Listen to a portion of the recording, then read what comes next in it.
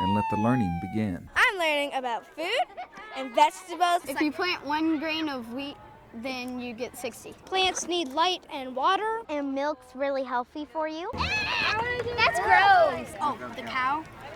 It's pretty easy. Yeah, you pull the udders and then the milk comes out. You just have to squeeze it and pull. And you have to be strong. And this just goes to show that hands-on is the best way to learn. This is education. This is trying to get them out of the classroom to hands-on activities to learn about nutrition and the importance of eating fruits and vegetables and whole grains and low-fat milk.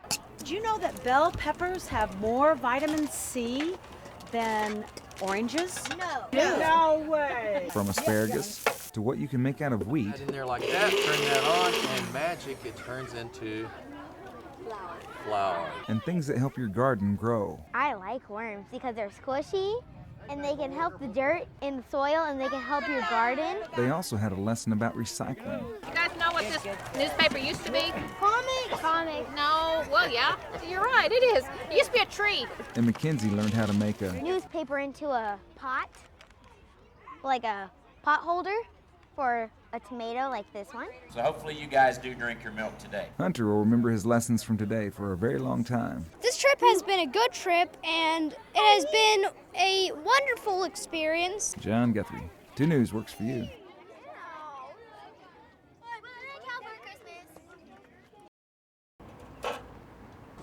There's a lot of excitement to go into the National Senior Games, formerly the Senior Olympics. Larry Steele has been an athlete all of his life, but his body started telling him to slow things down. He says he wasn't ready to just sit on the porch. As much as you want to feel like you can still work hard and play hard, you got to be a little bit realistic too. 55 or 57 or 62 isn't 25. But Larry didn't let his age keep him from becoming a champion. Last weekend, Larry won a gold medal in archery at the National Senior Games. So this is kind of the byproduct of a couple of thousand hours and 75,000 arrows later. Larry started in archery 3 years ago and says that his passion for the sport led him to become an instructor. I thought, well, it would be nice if other people, especially with the interest from the Hunger Games and the Olympics last summer, it would be nice if there are people that think, I'd like to learn to shoot. Competitive shooting may not be for everyone. Maybe I need a few lessons from Larry. But one thing for sure is archery is a great sport for the entire family. I don't know, in a way it kind of makes you feel like a kid again, which, once you get to the bad side of 50, it's not a bad thing to happen. In Tulsa, John Guthrie, 2 News works for you. Road guard left and right. Whoa! Dispatched Officer Shoemaker, 1090. The final call for Tulsa police officer Jared Shoemaker was in 2006. Attention all officers, Officer Shoemaker is not answering his radio. His radio may be silent, but his memory is loud and clear to all these people who are walking in his honor. Dispatched all officers, please observe a moment of silence for Officer Jared Shoemaker, who was killed on September 4th, 2006, while proudly serving this country. I served with him in the Marines. He was my vehicle commander. I was with him on September 4th when we lost Jared and Eric and Doc Walsh. Cody says that this walk, or as I call it, road march, is a good time for memories of Jared. Out of the hustle and bustle of life, you kind of lose track of things, and when you're walking 25 miles in one day, you have a lot of time to think and remember the good times that we had. On the road, there are all kinds of sounds and smells, but Stephen Shoemaker says that he is proud to be out here, and his brother would be humbled by all of this. Loved being a police officer, loved being a Marine. He was just a proud American, and honored that everybody would come out here and remember him and Doc and Val. Thank you. Thank you for your service. We are 1064, stand by while we drop the patch. John Guthrie, 2 News works for you.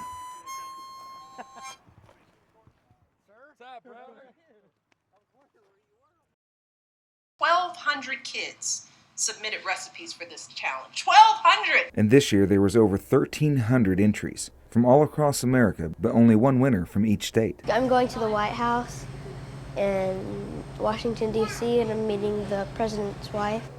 Augie Johnson's passion for cooking started at the age of 7, and with a little nudge from his mom, Rain Johnson, he won the top spot in Oklahoma for this challenge. I found this contest on Epicurious.com. Epicurious is a really great website that has recipes and tips and people who like to cook. Well, I asked Augie to make this award-winning recipe for me, and he said all we needed was the ingredients, so I went shopping.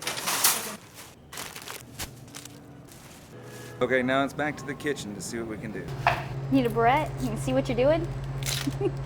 That can definitely get on there. All right. Oh, there we go. Augie's cooking was inspired by his mother and his father, and he says that it left him with a tough choice about this trip to D.C. One of the sad things is picking which parent to go with.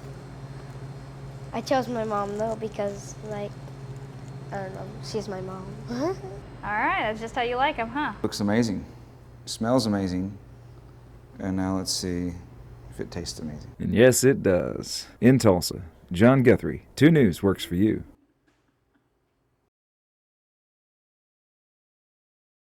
She's just a big dog. I mean, she's always been that size. The same excuses, just different patients.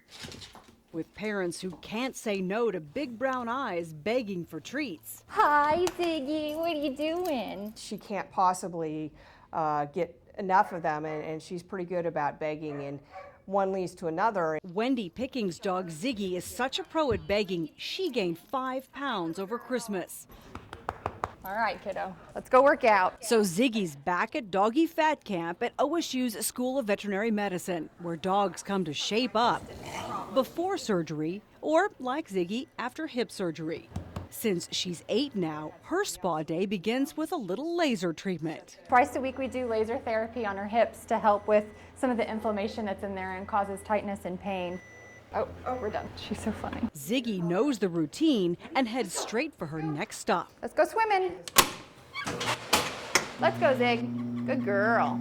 It's aerobics for dogs in nice warm water. Some dogs I have to help keep them centered, stay on the belt, keep a leash on them. Sometimes I have to get in with dogs if they're very weak and older, but she is a professional at it and she doesn't need any help. As a rehab specialist, Laura Moore first ensures the dogs aren't in pain with lasers, ultrasound, and physical therapy, then starts the workouts. But my main tool when getting weight off dogs is the water treadmill, because there's just nothing else that makes them work as hard as walking in water. Ziggy usually stares at Mom the whole time with a pathetic look on her face saying, hey, get me out, but then her tail's wagging at the same time. Always those last 10 pounds that are tough. OSU vet Dr. Laura Sipnewski sees chubby dogs every day and says it's tough for owners to hear their dog is fat. That's when she shows them. So when I stand over Dolly, I notice that she has kind of a very thick rib cage and she has a very thick waist, if you will. Then they actually understand, oh my gosh, my dog is overweight. The doctor suggests dogs lose 1 pound a week to avoid the same health dangers. It's very similar to humans. Diabetes, arthritis, long-term poor health are all attached to obesity. Bottom line, thin dogs will be around longer and spend less time at the vet. Nobody wants to lose their dog. And so you can't drive that point home enough that a thin dog is a dog that has the potential to live much longer than an overweight dog. With help from the veterinarians and staff at OSU. She's going to be Cindy Crawford before you know it. Plus the right diet, dogs like Dolly and Ziggy should be with their owners for years to come. Good job, kiddo. Yeah, I pretty much would do anything for this dog. It's so sad. So sad. She's the princess of the household, don't you know? She runs our lives.